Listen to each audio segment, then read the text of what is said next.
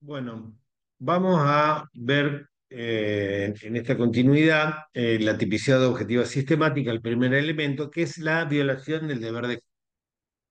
¿Quién viola el deber de cuidado? Bueno, el que incurre, según la fórmula que encontramos a lo largo de la parte especial del Código Penal, el que incurre en imprudencia, en impericia, en negligencia o en inobservancia de los reglamentos o deberes que están a su cargo. Cuando decimos imprudente o negligente, hablamos de quienes actúan de un modo no diligente, arriesgadamente, precipitadamente, sin prestar atención, con indiferencia, con torpeza, sí, de apatía, desinterés, ¿no? Y cuando hablamos de impericia o hablamos de inobservancia de los deberes de su cargo, hablamos de falta de saber, de falta de práctica, falta de experiencia, falta de habilidad, falta de idoneidad para una tarea que requiere preparación, que requiere destreza, que requiere cumplir con ciertas reglas o protocolos. Es infinita la gama de posibilidades eh, que se pueden presentar en el mundo y esta es imposible una descripción precisa en manos del legislador. Así que, en definitiva, es el juez el que va a tener que cerrar el tipo, encontrando cuál es el cuidado debido. ¿eh? El legislador es el que viola el cuidado. Bueno, ¿cuál es el cuidado? Eso lo va a tener que hacer el juez en el caso concreto. No hay un tipo penal abierto al punto de hablar de inconstitucionalidad, pero es un tipo penal semiabierto, donde es el juez el que tiene que decir, mira, acá el cuidado debido era este, es esto lo que usted no hizo, que causó el resultado y por eso hay una tipicidad imprudente, ¿no? Como dice Zaffaroni, para desentrañar cuál era el debido cuidado, tenemos que prestarle atención a la naturaleza de la conducta, a la finalidad que tenía el autor. Y él nos da un ejemplo, el ejemplo del auto que sale del garage y en la vereda atropella a un peatón, ¿no? Entonces, primero dice, el cuidado a observar es distinto para el peatón que para el conductor, aunque los dos participan del tránsito callejero, ¿no? Fíjense. Segundo, la finalidad es relevante para determinar el cuidado que se tenía que observar en ese caso, porque si simplemente estaba saliendo marcha atrás, el cuidado era observar mirar antes de salir para atrás. Pero si el auto salió para atrás porque lo dejó sin frenos, bueno, el cuidado era haberle puesto el freno de mano. Y si el auto salió para atrás porque un nene se subió y le accionó el arranque, bueno, el cuidado era no dejar que un niño esté solo adentro del auto, ¿no? Y con las llaves puestas. Entonces, hay que ver en cada caso concreto bien cuál era el cuidado debido, ¿no? Otra pregunta muy importante es, bueno, ¿dónde vamos a buscar los deberes de cuidado? O sea, o la pregunta sería, ¿cuáles son las fuentes a las que el juez tiene que acudir para cerrar el tipo, para encontrar esos deberes de cuidado que el autor tenía que respetar? Y básicamente hay tres fuentes, las normas, las reglas o patrones sociales de conducta y las reglas de los expertos, también conocida como la lex artis. ¿Eh? Las normas, los patrones sociales de conducta y las reglas de los expertos.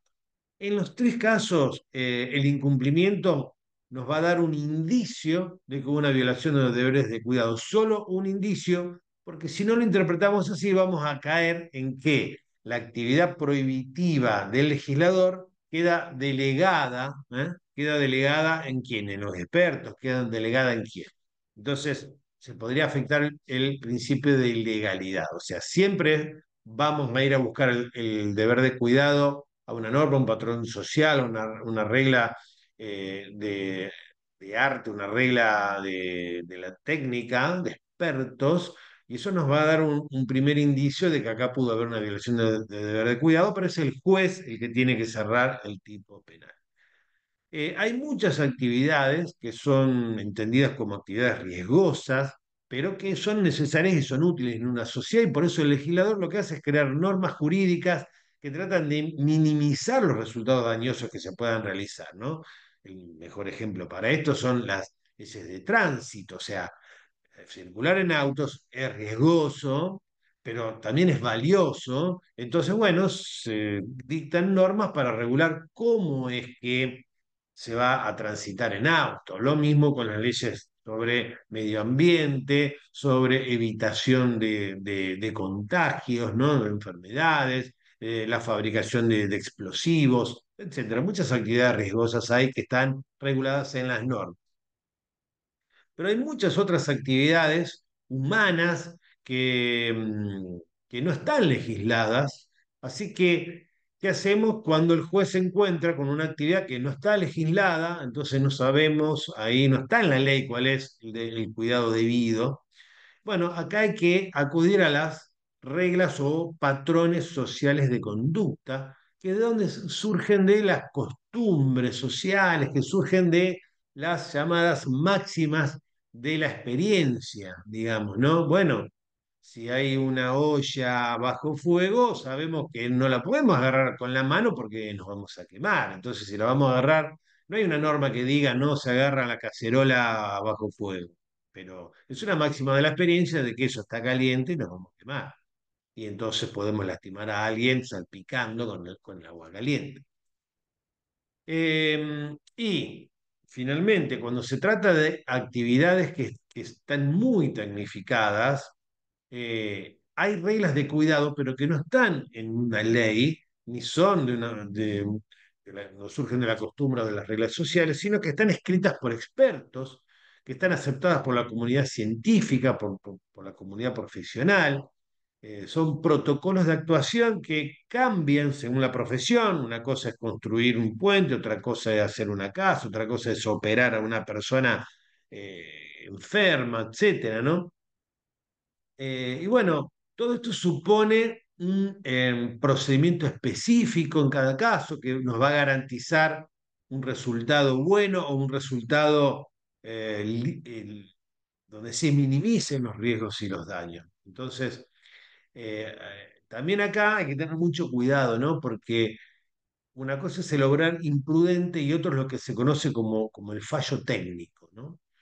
En ambos casos hay un apartamiento de los protocolos que dicen cómo hay que hacer las cosas, pero el fallo técnico no supone una violación del deber de cuidado porque se está usando, por ejemplo, un método que es novedoso, un método que está puesto a prueba para un caso no previsto, un supuesto donde la ciencia está haciendo pruebas para tratar de avanzar. Entonces, sí, yo cumplí con un protocolo experimental y se produjo el daño. Bueno, pero de algún modo tiene que avanzar la ciencia. Entonces, eso es un fallo técnico, no es un obrar imprudente, no sería una violación del deber de cuidado. En cambio, apartarme de un protocolo que ya está probado, de que da buen resultado, sí sería una violación del deber de cuidado, ¿no? Entonces, bueno, esto es el deber de cuidado, ¿no? Las fuentes donde tenemos que ir a buscarlo y tener en cuenta el tipo de acción que se está realizando para saber cuál es el deber que se debía tener en ese caso concreto, y esta es una decisión que termina tomando el juez, que va a ir a cerrar el tipo, porque el legislador no puede dar una descripción de la acción demasiado precisa por la gran variedad de supuestos que hay en el mundo real. El segundo elemento de la tipicidad sistemática dijimos que es el resultado, ¿no? El papel del resultado como determinante del injusto y como elemento que capta el fenómeno es algo fundamental. Tenemos un derecho penal con un disvalor de resultado. Si no hay un resultado lesivo para un bien jurídico, no hay delito, no hay lesividad, no, principio de lesividad del artículo 19 de la Constitución. Esto es un límite al legislador. El legislador no puede prohibir conductas que no causen un resultado lesivo a bienes jurídicos, ¿no? Y esto es lo que más nos permite diferenciar las acciones imprudentes de las infracciones administrativas, ¿no? Eh, las- sí, por ejemplo, si un conductor viene manejando en el auto, corta la curva, o sea, traspasa la doble línea amarilla a la ida y a la vuelta, solo que a la ida no choca nadie, a la vuelta choca con un auto y mata a una persona. O sea, la conducta descuidada, la conducta violatoria del deber de cuidado fue igual en los dos casos. En los dos casos violó la norma de no traspasarás, no te pasarás al otro carril cuando hay doble línea amarilla o en una curva. ¿Cuál es la diferencia entre el primer caso y el segundo caso? En que en el primero no se produjo ningún resultado lesivo y en el segundo, sí. O sea, fíjense que hay cierto componente de azar en esto, ¿no?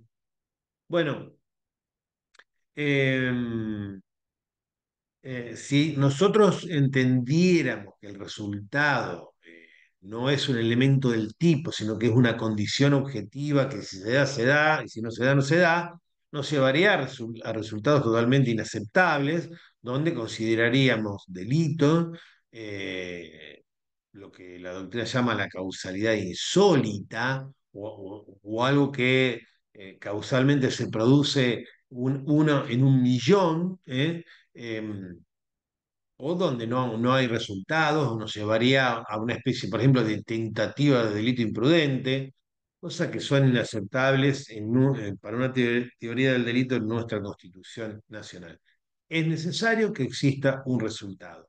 En todos los tipos penales culposos que tenemos en el Código Penal se habla siempre de un resultado, causar la muerte de una persona, causar la lesión de una persona, ¿no? Siempre hay un resultado que releva. El tercer elemento es el nexo causal. Entre la violación del deber de cuidado y el resultado tiene que haber un nexo causal. Acá hablamos de un nexo causal físico entre la acción del autor y el resultado. Ese nexo de causación físico es imprescindible porque si no podemos llegar a caer en la responsabilidad objetiva, ¿no? Donde, como en civil, ¿no? Todos los daños que provoque este auto, del cual yo soy dueño, son mi responsabilidad. Eso es civil. En penal lo tengo que manejar yo, porque si lo manejaba otro, no hay un nexo de causación física entre mi acción, que estoy en mi casa sentado, y ese auto manejado por otro que atropelló a alguien y lo mató. Eh, el nexo de causalidad física sirve para limitar la responsabilidad penal y marca un deslinde, como dije, con la responsabilidad objetiva y marca un deslinde también con el caso fortuito. Es un requisito establecer entonces un encadenamiento de causas y efectos que tenga a la acción en una punta y al resultado en el otro, ¿cierto? Es encontrar ese hilo invisible que une la acción con el resultado conforme a las leyes de la naturaleza, es totalmente imprescindible porque si no estás en ese nexo de causación física, no se da la tipicidad objetiva sistemática. Es cierto, como hay un autor alemán, Klaus Roxin, que dice que la física cuántica ha demostrado que los procesos que se dan en el átomo no están determinados causalmente, sino que obedecen a leyes estadísticas. Entonces, lo único que podemos hacer nosotros es tener predicciones de probabilidad de lo que va a pasar, pero nunca certeza de lo que va a pasar. Pero esto es válido, sin lugar a dudas, para cuestionar el pensamiento tradicional. No aplica en la vida cotidiana donde podemos seguir confiando en las leyes causales que no han sido desmentidas. Esto que dice Roxin sirve para desmentir el pensamiento tradicional de cómo funciona el cosmos, ¿no? Porque no es inconmensurable y nunca sabemos exactamente cómo es que verdaderamente funciona. Pero bueno, la cuestión del nexo causal se presenta problemática cuando hablamos de lo que se conoce como la responsabilidad por el producto. Hubo varios casos que toca la doctrina, yo voy a contar uno solo, y creo que se los conté en clase un poquito, se los voy a tocar de vuelta.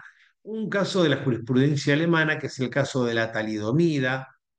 Em, tiene similitud con los otros casos, el caso del aceite de colza, el caso eh, del spray para el cuero. ¿Qué tienen de parecido estos tres casos? Vamos a concentrarnos en el caso de la talidomida. La similitud es que se comercializaron productos que aparentemente ocasionaban daños físicos a las personas, pero en ninguno de los tres casos la comunidad científica pudo demostrar acabadamente cómo es que operaba la causalidad entre ese producto y el ser humano para provocarle los daños. Y los tribunales dijeron expresamente, bueno, sí, la ciencia no puede explicar cómo es que se produjo ese daño, pero en los tres casos, los tribunales terminaron condenando a los autores y afirmaron que estaba dada la causalidad, porque decía que a falta de una ley natural explicativa, era el juez el que podía y debía establecer una relación y que en estos casos la causa estaba dada por la estrecha relación temporal entre el uso del producto y la aparición del daño, porque no había otra explicación causal y por el alto número de casos en que el resultado se había producido. O sea, en otras palabras, no era necesario el conocimiento exacto de todos los pasos del curso causal que la ciencia no podía explicar, pero era un tema de atribución normativa. Escúcheme, estas 100 personas, las 100 compraron ese producto antes de ayer, lo abrieron hoy y se enfermaron hoy. No hay otra explicación que no sea que este producto es el que le causó el daño. Todo el resto que no compró el producto está sano y los 100 que compraron el producto y lo abrieron están enfermos. Entonces, no sabemos exactamente qué activó la célula tal, pero está claro que esto es causa de esto y el juez puede hacer esa atribución.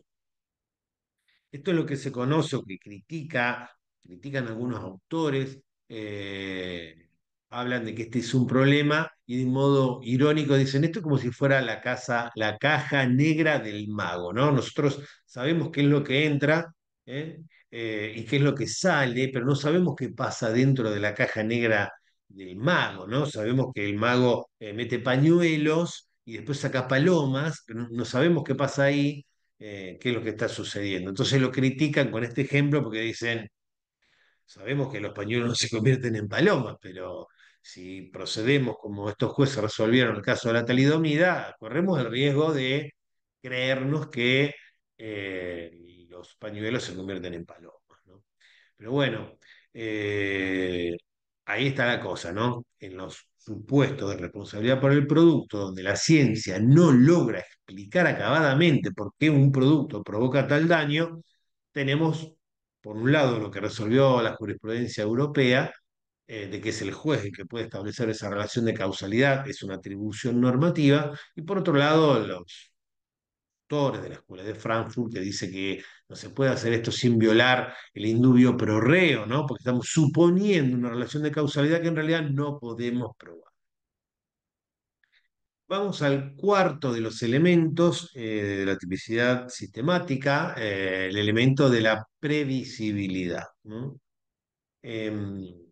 O sea que la acción descuidada tiene que haber causado un resultado que era previsible.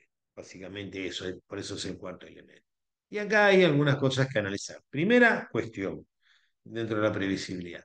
Hay que marcar una diferencia entre lo previsible y lo previsto. Entre lo previsible y lo previsto. El resultado, a ver, lo que requiere el tipo penal no es que usted lo haya previsto, sino que el resultado sea previsible. Fíjense que no es lo mismo.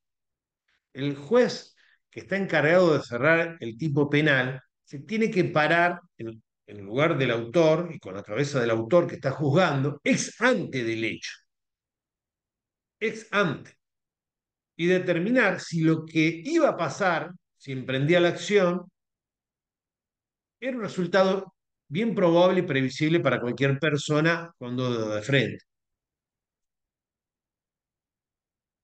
El juez tiene que hacer un análisis que incluye lo que previó, pero también lo que debía prever conforme a sus capacidades individuales, conforme a sus capacidades individuales. Por eso marco la diferencia entre lo previsible y lo previsto, porque la tipicidad penal requiere que sea previsible, no que lo haya efectivamente previsto. Eh, y de esta manera queda abarcada dentro de la tipicidad culposa tanto lo que se conoce como culpa con representación como la que se conoce como culpa sin representación.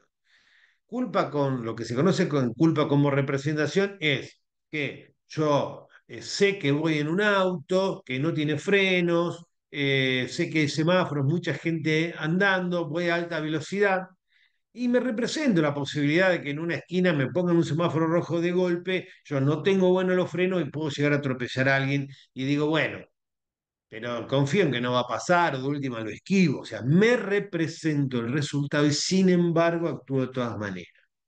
En cambio, la culpa sin representación es, yo sé que voy en un auto, que no andan bien los frenos, que hay semáforos, que hay personas dando vueltas, y ni se me cruzó por la cabeza, ni se me cruzó por la cabeza que se me podía cruzar una persona y la podía atropellar, ni se me cruzó. Bueno, la tipicidad objetiva no importa si usted lo previó o no lo previó, lo que importa era que era previsible según su capacidad. Usted no es un infradotado y podía prever, tenía las capacidades individuales como para prever que eso podía llegar a pasar, ¿no? Así que, reitero, lo que tenemos que relevar acá es si era previsible y no si esta persona concretamente lo previó. Si era previsible conforme a las capacidades individuales de esta persona. O sea, el juez tiene que posicionarse en el lugar de esta persona, no en el lugar de un hombre medio, lo que un hombre medio generalmente sabe, no, tiene que posicionarse en la cabeza de esta persona que está por juzgar. ¿Mm? Pongamos un ejemplo, que es un ejemplo que da un autor alemán llamado Jacobs, que nos va a servir para entender. Dice, Jacobs da este ejemplo, hay un biólogo que en el verano trabaja de mozo, ¿no? Y él, bueno, tiene que servir una ensalada y se da cuenta que esa ensalada tiene algas de mar que son venenosas para las personas. Entonces se pregunta a Jacobs, eh, ¿viola los deberes de cuidado este biólogo muso si no le dice al comensal, ojo, que esas algas están envenenadas? Bueno, si tomamos las capacidades individuales, perdón, si tomamos las capacidades de un hombre promedio, y bueno, diríamos que no violó el deber de cuidado porque un hombre promedio no sabe de algas marinas venenosas.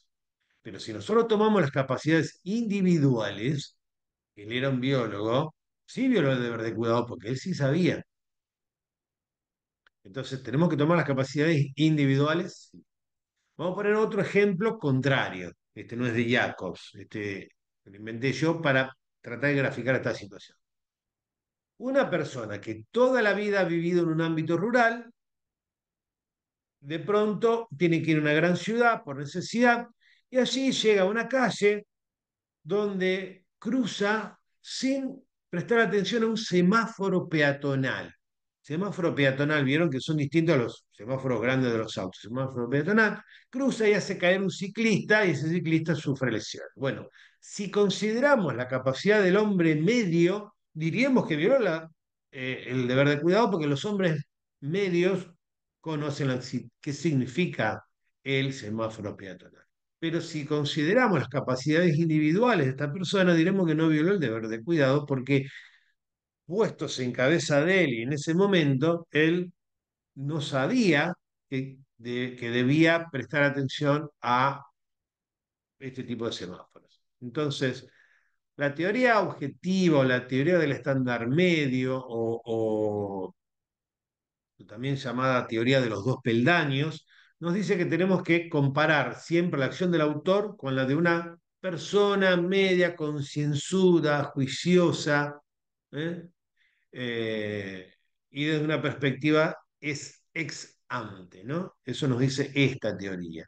Eh, pero nosotros vamos a partir de la otra teoría, que es la que sostiene Zaffaroni, de que hay que prestar atención a las capacidades individuales.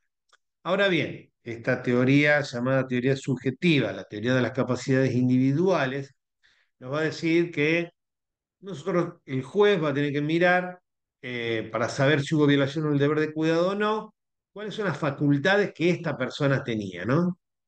qué sabía o qué dejaba de saber, si era previsible para él, para esta persona, no para el estándar medio, para él, ¿era previsible o no era previsible? Bueno, em, fíjense, en el caso del biólogo, si tiene una capacidad excepcional para observar un cuidado mayor, está obligado a hacerlo.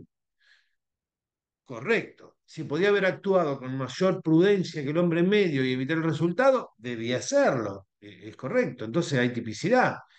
Ahora, en el caso del hombre de campo, que no sabía, no conoce ni siquiera lo que es un semáforo peatonal, bueno, en ese caso diríamos que no hay una imprudencia de su parte, no hay una violación del deber de cuidado, ¿no? Esta teoría a la que adhiere Zaffaroni, que nosotros seguimos también. Hay muchos autores también alemanes que siguen esta teoría y diríamos que es la teoría mayoritaria. A esta teoría se le señala alguna crítica, porque dicen, bueno, pero ¿qué pasa con aquella persona que se sube a manejar un avión y después provoca lesiones manejando el avión y dirían, ah, bueno, pero él no sabe manejar avión, entonces no hay una violación del deber de cuidado?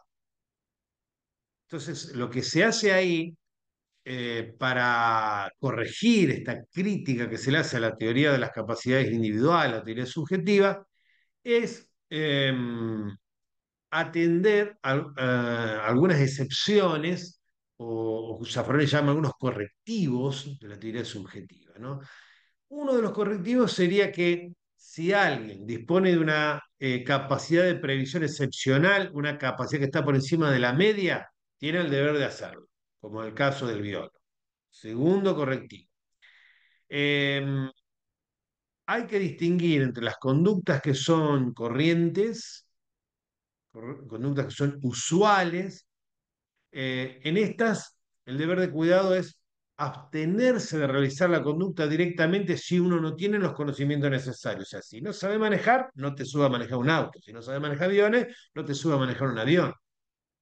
Eh, Se llaman casos de imprudencia por emprendimiento, imprudencia por asunción, ¿no? Cuando te pones a hacer algo que de inicio no sabes hacer, y ahí está tu imprudencia, ahí está tu violación del deber de cuidado, en asumir o ponerte en lugar de hacer algo que no sabes hacer directamente.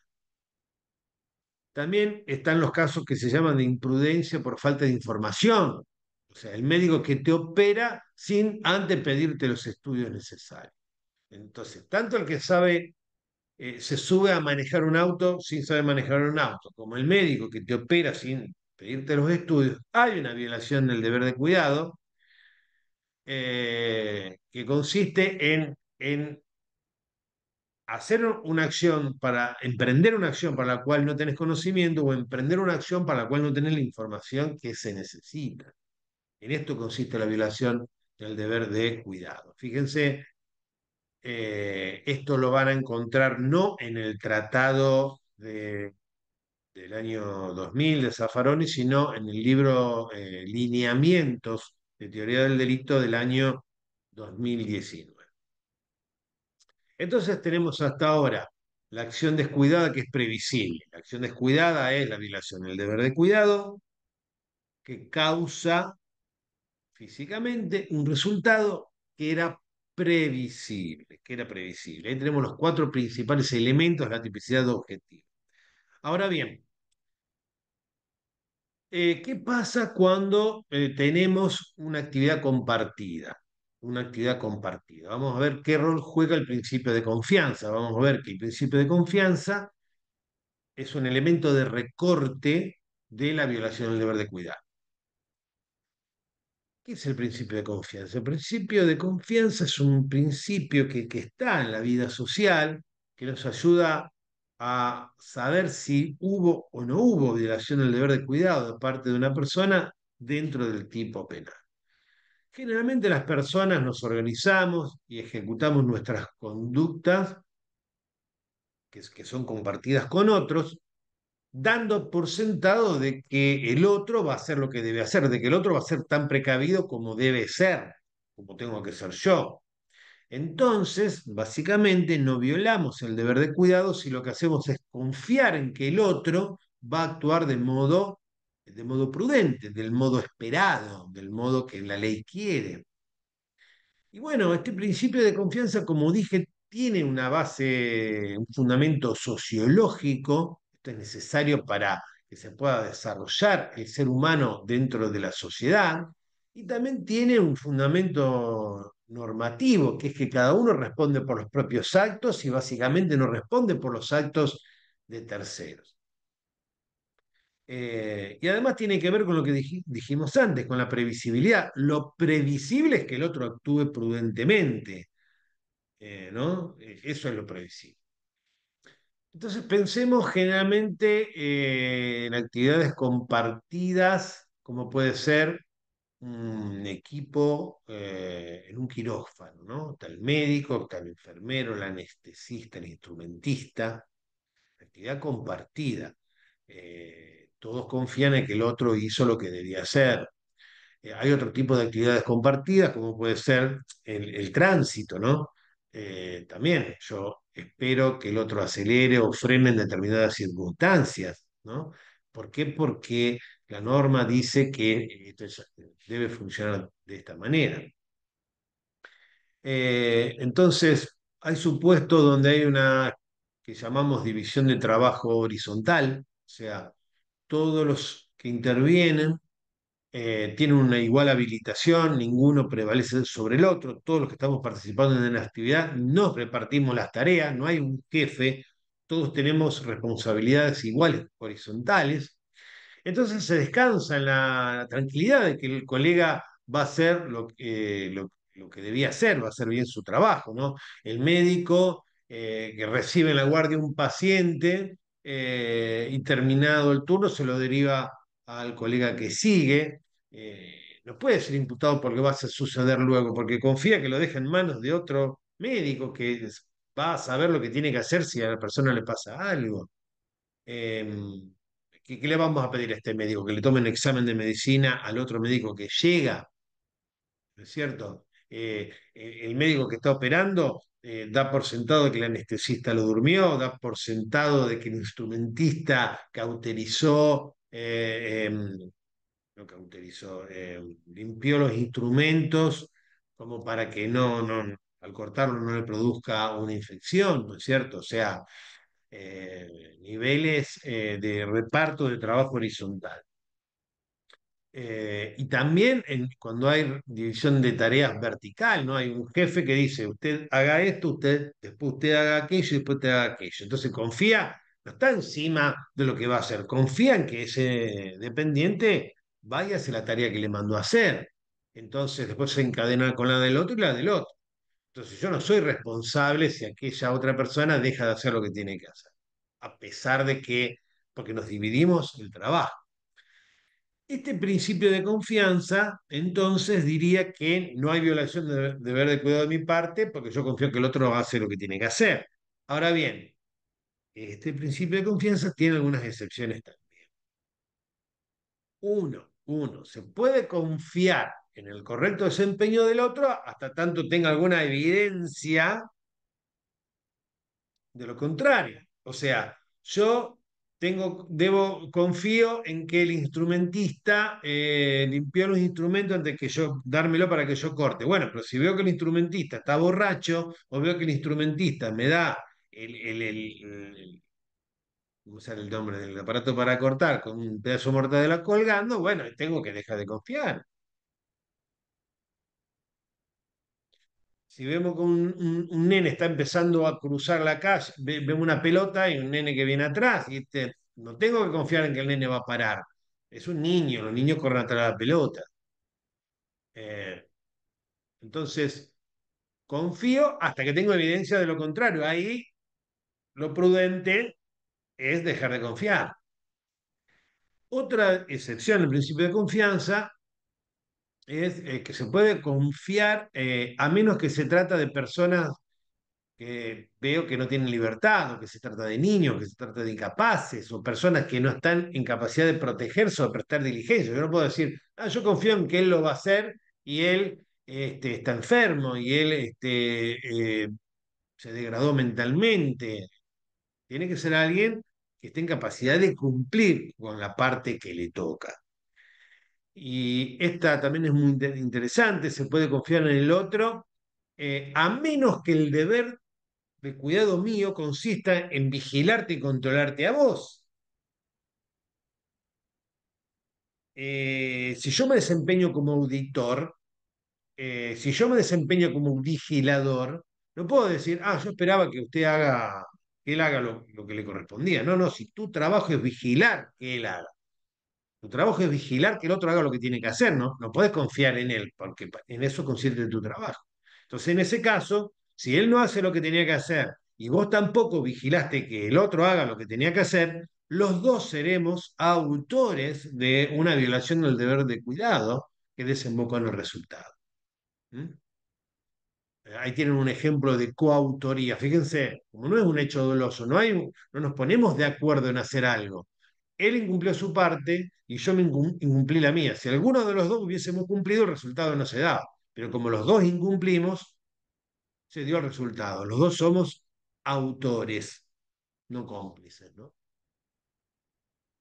Em, Otra excepción al principio de confianza es que esa persona en la cual yo estoy descargando la confianza de que va a hacer lo que tiene que hacer, no sé, no sea un novato o sea alguien a quien yo lo haya instruido, o yo esté seguro que tiene las capacidades y las instrucciones necesarias para llevar a cabo el trabajo. O sea, este arrancó hoy y no tiene ninguna práctica en hacer esto. O sea, esto lo delegamos al anestesista. Y este tipo que no es anestesista, está de blanco, un pintor, un tipo que vende helado, pero no es el anestesista, no puedo confiar.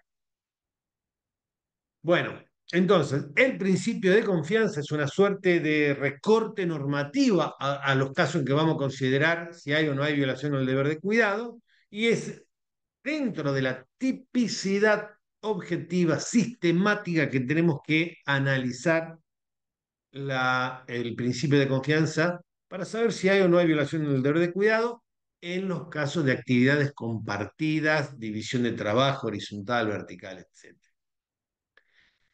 Y con esto terminamos la tipicidad objetiva sistemática.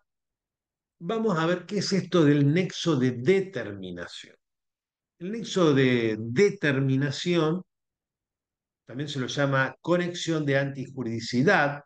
Lo que exige es que la violación del deber de cuidado tiene que ser la razón de ser del resultado, tiene que ser determinante del resultado. No basta que la acción haya sido la causa física del resultado, se requiere que además se trate de la concreción misma del riesgo prohibido. Ahora voy a poner unos ejemplos. Eh, Hay que hacer un juicio hipotético. Yo tengo que imaginarme la actuación cuidada, la actuación conforme a derecho. Si yo me imagino que la persona actuaba conforme a derecho, es decir, no incumplía los deberes de cuidado, actuaba cuidadosamente. Y entonces el resultado igual se produce, bueno, eso quiere decir que el nexo de determinación no está. Puede ser que yo haya introducido con mi accionar un riesgo que no está permitido, haya sido una acción descuidada, pero no es ese descuido el que se plasmó en el resultado, o como dicen los funcionalistas, no es ese riesgo el que se concretó en el resultado. El ejemplo es el ejemplo del caso del carunco, que creo que también se lo dije en clase. El director de una fábrica de pinceles suministra a sus trabajadores pelos de cabra china para fabricar pinceles y no los desinfecta. En la prescripción decía usted lo tiene que desinfectar antes. Entonces, bueno, las trabajadoras construyen los pinceles con esos pelos de cabra china no desinfectados, terminan contagiándose de bacilo de carbunco y se mueren por esto. Lo que se prueba en el juicio es que el desinfectante que venía prescripto hubiera sido ineficaz, no hubiera sido suficiente para matar el bacilo de carbunco. ¿Mm? Entonces, ¿qué pasa? Al omitir la desinfección, hay una violación del deber de cuidado, introduzco un riesgo, es cierto, pero no es este el riesgo el que causó el resultado, porque por más que yo hubiera realizado la acción de vida, que era desinfectarlos, no hubiera matado al bacilo. El riesgo del bacilo viene de otro lado y se concretó el resultado. Y por más que yo hubiera hecho lo que debía hacer, el riesgo, el daño se hubiera producido igual. Eh, Otro ejemplo que podemos poner, alguien que se adelanta a otro en un lugar que está prohibido, en eso se le rompe la rueda por un defecto material, bueno, él y choca a otro, ¿no? Entonces, el riesgo que se provoca, que consiste en adelantarse en un lugar prohibido, no es el riesgo que se plasma en el resultado. Es una circunstancia fortuita, ¿no? Es una circunstancia casual. Lo mismo hubiera pasado al conductor si no se adelantaba incorrectamente porque esa rueda igual se le iba a salir. Entonces, de esto se trata el nexo de determinación. Se trata de demostrar que en el caso concreto, el riesgo que yo introduje, mi acción descuidada, es determinante. No es la causa, no solo la causa física del resultado, sino que es la razón de ser, es la atribución normativa, es lo que desencadena y determina que el resultado se haya producido. Es algo más que que el nexo de causación físico. Es este resultado me es atribuible a mí porque es el riesgo que yo introduje con mi acción descuidada el que decantó en esto, ¿no? Bueno. Em, Vamos ahora, en otro video, a hablar de la tipicidad objetiva conglobante y de la tipicidad subjetiva. Muchas gracias por ahora.